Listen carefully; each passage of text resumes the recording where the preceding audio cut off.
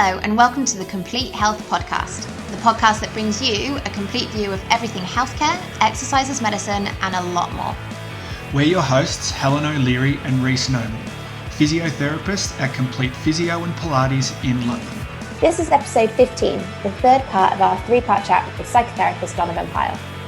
In this instalment with Donovan, he speaks about the psychological games people can play during their rehab and how as a therapist to deal with difficult personalities.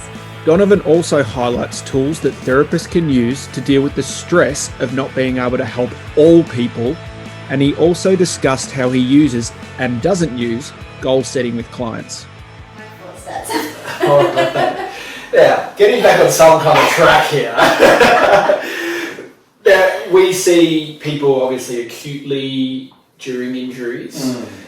How important do you feel addressing, because a trap I think I've probably fallen into over the years is that we see someone from an injury, we assess the injury, all good, get them on a rehab plan, and then 4 or 5 sessions later realise that, oh shit, there's a few other layers to this.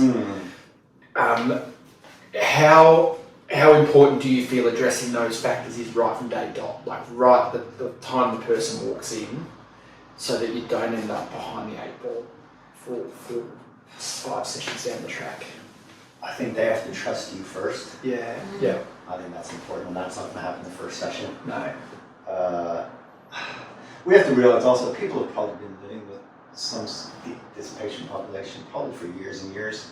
So whether you're 2 or 3 weeks down the line or a month down the line, will be okay. Yeah. Because they've probably been living with anxiety and depression for years and years. So getting in to see someone 4 or 5 weeks later doesn't matter too much, but people are generally okay. It's different if someone's suicidal or someone's self-harming or someone's putting themselves at risk, or if they're manic, engaging in sort of unhealthy, life-threatening-ish behaviors, but you probably wouldn't see those people anyway. Those would probably be too chaotic to come into service like this, or keep their appointment times or what have you. So I think the most important thing is people have to trust you. Yes. And then once they trust you, and you find out a bit more, the people who start crying in reception, that'll give you a good indication. Very good indicator. Or they cry halfway through the Pilates session because they say it feels too painful when it's probably not too painful as well.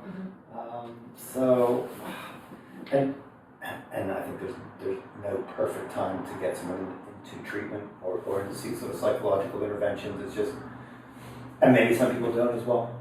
Yeah, we're also assuming people probably want to get better psychologically, and sometimes, as we said before, maybe people are too invested in their injuries as well. Maybe people get too many secondary gains by having this physical issue. I see with some of my depressed patients as well that 6 months down the line, nothing's shifted. They're on medication, they're having therapy, they're still off work, still not ready to go to work, and they probably, part of them maybe is a bit too scared to go back to work or reintegrate back into the world or what have you. So people have been living with these things for quite a number of years as well. So We're complex, aren't we? we're complex. Not just pink sleeping bags. Not just pink sleeping bags. I like my pink sleeping bag. I think that's the bit that is so fascinating to me, but so scary. I know how important this stuff is in treating people, but the amount of layers and the rabbit hole that you could potentially go down with people. So there's part of me that wants to be like, I'm a physio, I just want to get people strong, moving, get them back to what they want to do, but I fully understand that there are all these other layers. Do you think that always has to be that deep layer? Could they just have an injury and they're just treating it and they're just getting better and they're managing things quite well? And it's... Maybe I'd say look at their history of injuries as well. That will give you an indication when it is to, if it's just a one-off. I think how old people are as well coming into this injury as well, what age they are. on balance, we'd see more people that the psychosocial factors aren't the biggest factor. Like that, you get them in, you get them strong, you get them to do, and then you discharge them, and that would be the bigger percentage, I would say. I think in the studio we probably get a relative 50-50 mix. So we get a lot of chronic pain. A lot of chronic pain. A lot of people from spinal consultants and stuff who have had these problems for a long time. They tried everything, and they kind of got to the point where they can't do a lot of normal physical activity, or they've given up this and they've given up that because it's too much, and then they're just not doing very much anymore. More women than men? It depends on the site. It depends on our location. Yeah. City men here, more women. Yeah, exactly.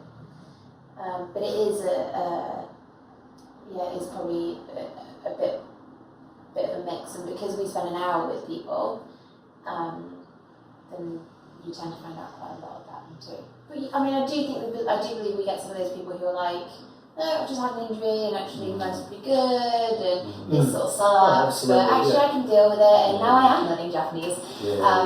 And I think that does kind of happen as well. I mean, I always would ask myself, well, how do I feel when the patient leaves the room?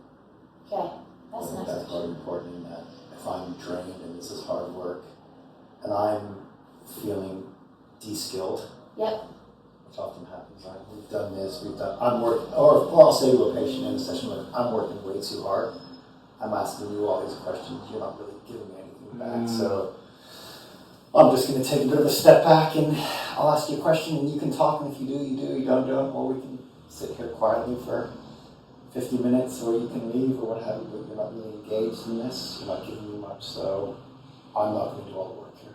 So then let's flip that on its head. Yep. So you're a patient listening now. Yep. How do you know when you're that person? How do you know when you're that person? Yeah, how do you know when you're the person that's drained somebody? I think often they'll play interpersonal games in sessions because either they don't want to be there, they don't want to get better, a bit pissed off at you, and you're not saying it, right? Yeah. Something's happened maybe in the last session that you asked them to do, or something has happened. Something has happened, or something's going on in the room at the moment that you just can't sense, or you can't pick up, or they're not getting any better. They don't know how to tell you they want to stop therapy or something like that. Which happens, which is fine, but something's going on besides me just asking people questions and not getting anything back. And sometimes this is hard work for me, so let's just find out what's going on, because I'll say to the patient, look, we got another 45 minutes. You can sit here in silence. I can keep asking this and get really boring for both of us. So it's just figure out what's going on. Yeah, and some people sort of, I don't want to say want to play games, but sometimes do play games in sessions, right? I'm coming here every week and nothing's changing, or the passive role, poor me, nothing's working, I'm not getting better, or you're not that they're trying to make you feel intentionally or consciously making you feel de-skilled, but something happens. And then how I feel when a patient leaves the room as well. Yeah. It's quite important. It's interesting, that de-skilled sort of thing that you're saying, that probably resonates a little bit. Yeah. Sometimes people walk out and you think, that was hard work. Yeah. That was hard work. Yeah. And I'm doing all the work here, I'm drained, like, or you look in your diary and you see here and you're like, your first reaction. Yeah, had that one too. Every physio. You got the patients who are going to be the hard work, where you're going to have to be a bit more on your game. So for the therapists out there listening, if you have a day like that, if you have that feeling of being de-skilled, being drained after a session, what's a good way to process that? Go for a run. But when you rolled your ankle. Rollerblade. With a headband on. I see a lot of people rollerblading around London. There's a lot more now, I feel, than there was before, yeah. I saw a guy flying around Richmond Park of all places on rollerblades the other day, and he was taking new cyclists on. hooking. He was. I reckon I was going 45 k's an hour, and he passed me down the hill. He was flying. Wow. Maybe he had a tough session at work or something. He felt de-skilled. He got de-skilled, that was it. That was his drive. But yeah, being serious, exercise is something to obviously decompress. But what if exercise isn't your thing?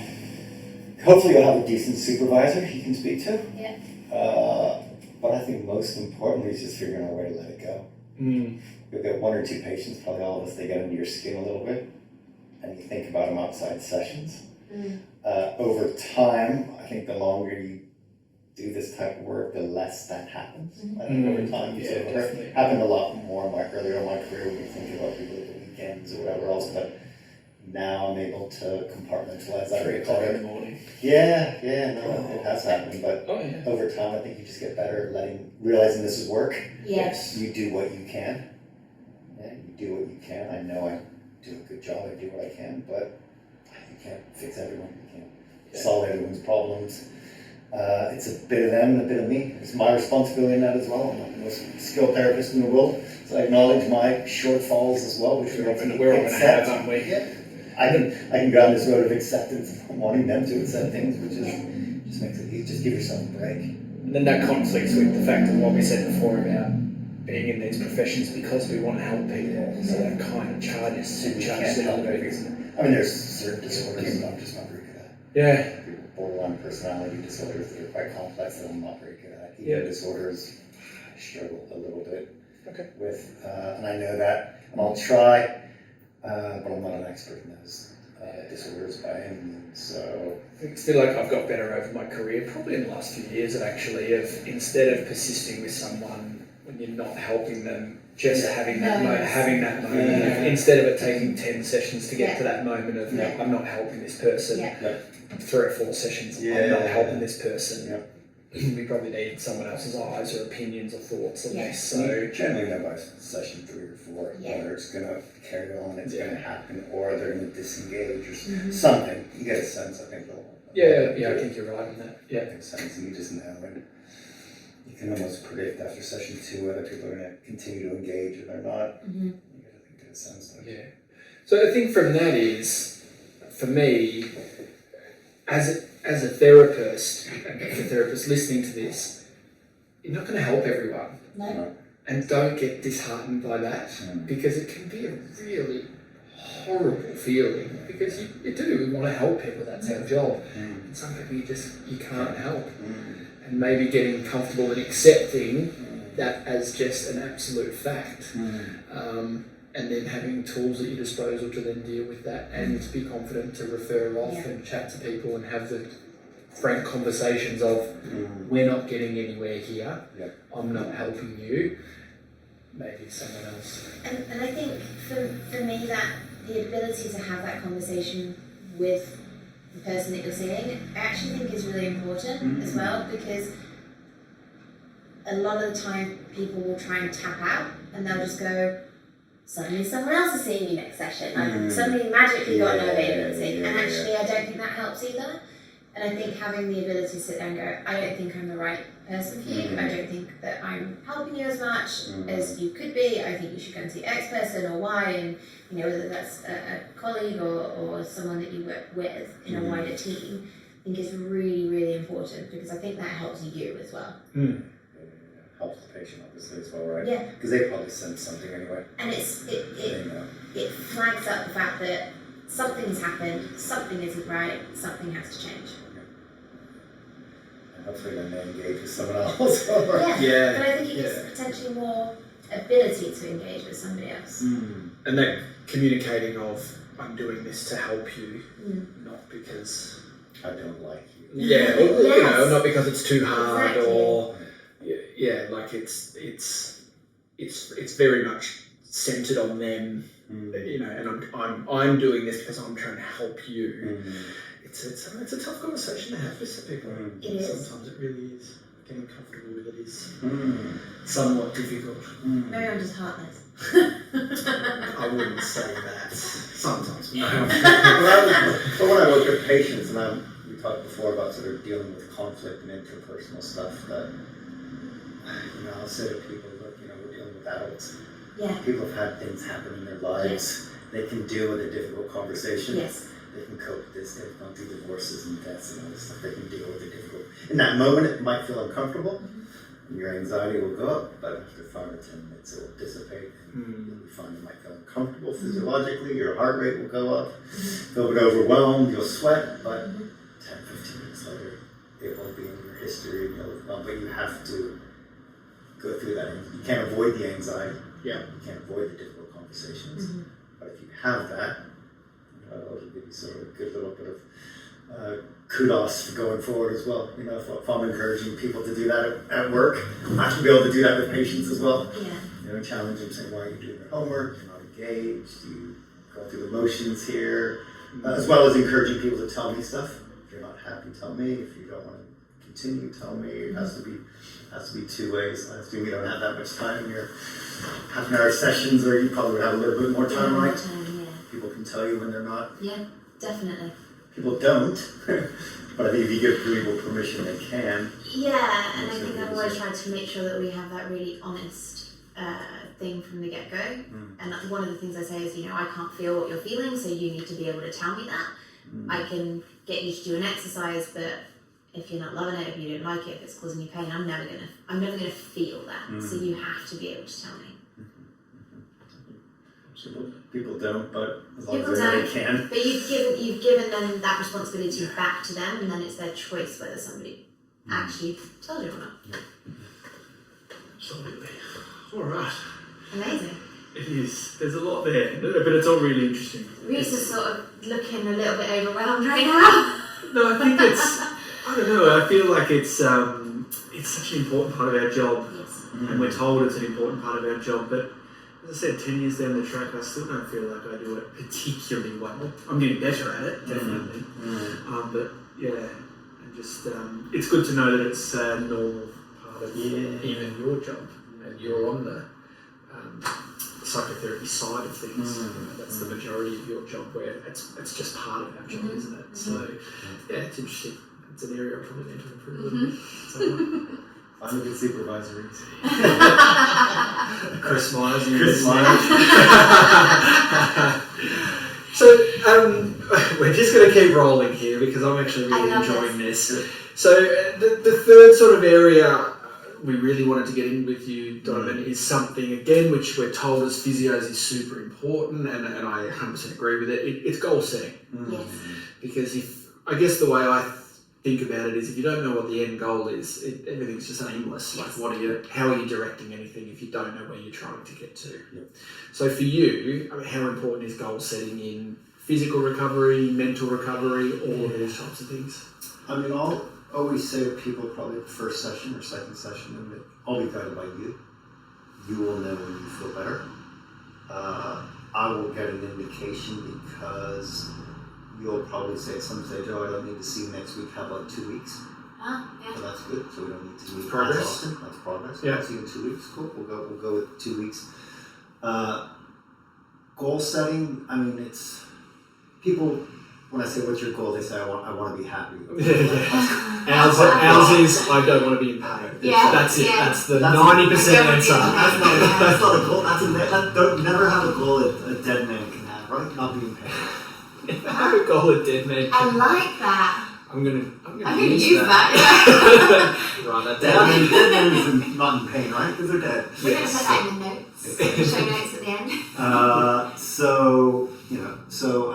And I would say, okay, well, if you are happy, what would be some indications that you are happy? I'll be dancing again. I'll be laughing a bit more. I'll see my friends a bit more. I'll be able to sleep a bit better. I won't have this negative. I won't be stuck in this negative spiral with my thoughts. I won't be as angry or frustrated all the time. And then okay, well, if you're not angry or frustrated, how would you think? Because emotions are quite hard to gauge, right? So and then often it always will come back, well, if I'm not angry, I won't shout at my kids. Or I won't shout at you, or I won't get so agitated sitting in my car. So again, sometimes, unfortunately, probably emotions, or I won't have as bad of dreams if it's PTSD, or I won't react to noises.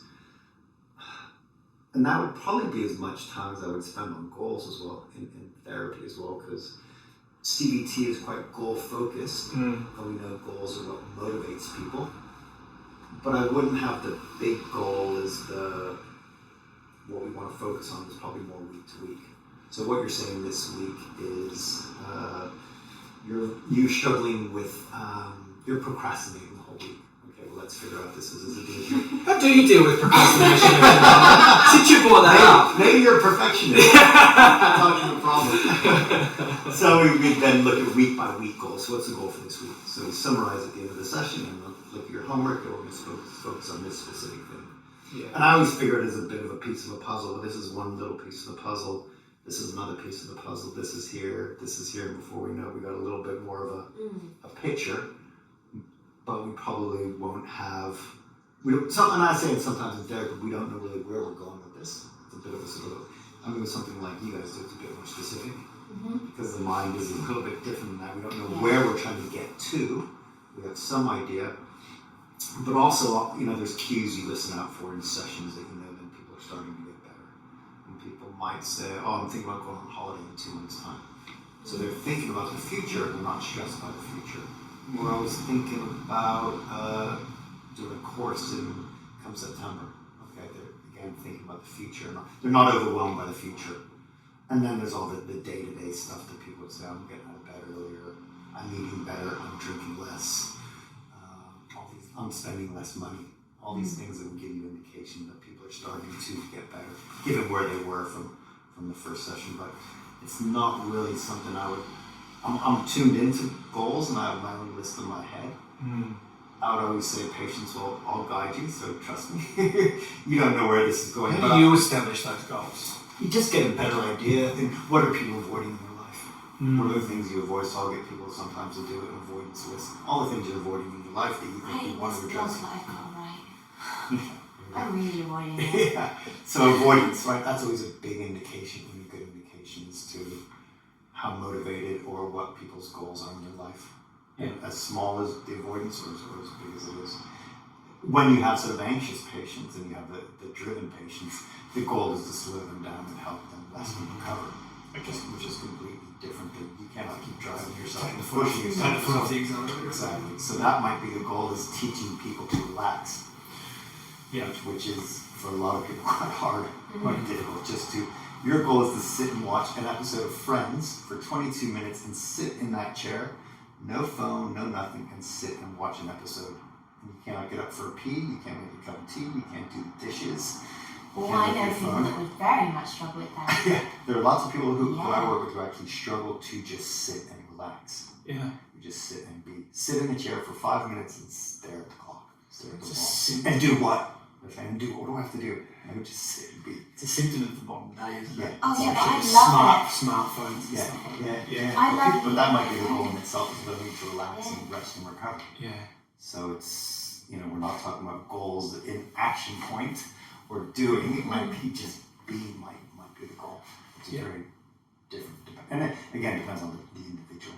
But goals are, I have an idea where it's going. They may not always know where it's going, but and what I'll say to people is, by the time you come to therapy, we are going to spend about a year here, give or take. So the first 6 months we'll do the work. Hopefully 6 to 9 we'll probably then begin to space sessions out longer, every 2 weeks or something. You will then start to put the work into place, probably 6 to 9, and then 9 to 12 you actually probably have that awareness of actually what is happening. But for the first 6 months, it's just getting people to do homework in between sessions, take some childhood stuff. CBT is quite a proactive therapy, so the homework is the goals. I always make sure to give people homework in between sessions. Yeah, Chris is really good at that. What, giving homework? Or? Yeah, so one thing I picked up off Chris is that your goal, he says to patients, your goal by next week is to be able to do 20 of those. Yeah. And just breaking down, and it's not particularly you need to be able to do 20 of those so that you can then do this, so that you can then do this, and then you achieve your big goal. It's just, in 10 days' time, when I see you again, you need to be able to do that. And I don't do it enough, but I do find that when I do it, people come back to me and say, "Oh, look, I can do 20 of these," and I'm like, "Oh, that's right, I told you to do that last time, didn't I?" But it does, it gives them some motivation, it gives them some direction. And I think if you talk too early on about goals, I think longer term goals will probably stress people out a little bit.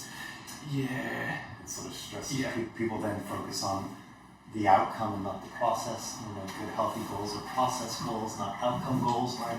Remember that. So the outcome goal is to get running, right? But I can't run again until I do my lunges or my squats or whatever else. That is the process goals, right? The process helps build to the outcome, but we can't focus on the outcome. We have to focus on the process. Yeah. And the process is the here and now, at this moment. What am I going to do to help me get to that place? If we talk about running, or we talked about being able to give a speech at work or a presentation at work, that's just going to stress people out too much. So in order for you to be able to give that presentation in 2 months' time, let's sort of focus on the here and now, this small thing. Right? Little baby steps. It's not present. Yeah, the process, the here and now. So what are you going to do on a daily basis to speak to a stranger in the street once a day between now and next week? You can ask them what time it is, where the tube station is, anything, but speak to a person once a week. The next week, there might be speak and look them in the eyes. Yeah. Rather than just ask the question in a weird, awkward way, and then we'll look towards something else. It's, and getting as close as we can is to replicate the speech as we get closer to that goal. So for you, in your therapy, after you've done your assessment, might have taken you 2 sessions, like you've said, do you then seem to go, okay, in 12 months' time, I think this person can be here, but these are the little steps I know they have to take to get there? So you don't have that definite roadmap? Not really, because people change, things happen, circumstances change. Yeah. People might drop out, etc., etc. So it might just be. And I think if you would say, well, this is what we want to get you to in 12 months, don't think, fuck, I don't want to be in therapy in a year's time. But I mean, not telling them, but inside your head. Sort of. But not really. I'll probably just make it more week to week. Okay. Because things change in people's lives. You might see someone one week and then they've been signed off work from sick, or they've been signed off sick from work for the next week, and then you're dealing with different issues as well. So it's sort of not how I would work. Maybe other therapists work in that way, but it's not something that. And there's enough that always comes in most people's lives in a week that you've got enough to work on. But you're always looking out for little cues as to whether people are getting better. And I guess it's sort of similar themes week on week. Is it? I mean, there are threads. Yeah. Definitely, but it's how's your week been? Okay, last week we spoke about this. How's your week been this week? Okay. You're doing 3 days a week from now. Next week you're going to go 4 days a week. So what do we need to do to help energy levels be able to work 4 days a week? We've spoken about you being more assertive. So what are we going to do so when you then go back in the office in a month's time so that you can be more assertive and deal with your difficult boss who you think is a bully but you don't stand up to? So how are we going to help you be able to deal with this person and not feel so overwhelmed? You probably get anxious when you're dealing with this person, that's part of it. But how are we then going to help you be able to say no to him if he asks you to do something? That might be the goal, say no to my boss. Yeah. And that might be in 3 weeks' time or something like that. I think I think what I've taken then from that is maybe smaller chunks. Small chunks. Bite-sized, achievable pieces that you can. Otherwise, people generally know what the goal is themselves. Yeah. As well, they might not always verbalize it, but they'll know what the goal is themselves. And I always say this is a bit like it's your mental health is probably like a really heavy backpack that you've been carrying around with loads of weights in it. And we'll take a little bit of weights out every week. Hopefully the weights will come out, and at some stage you will just feel a bit more carefree. As opposed to happy. Happy doesn't really tell us too much because we never live in Disneyland, unfortunately. So carefree would be a better word. Carefree more often in your life than weighed down by your anxiety more in your life. So that's sort of what we're aiming for, but that's sounding too hippie.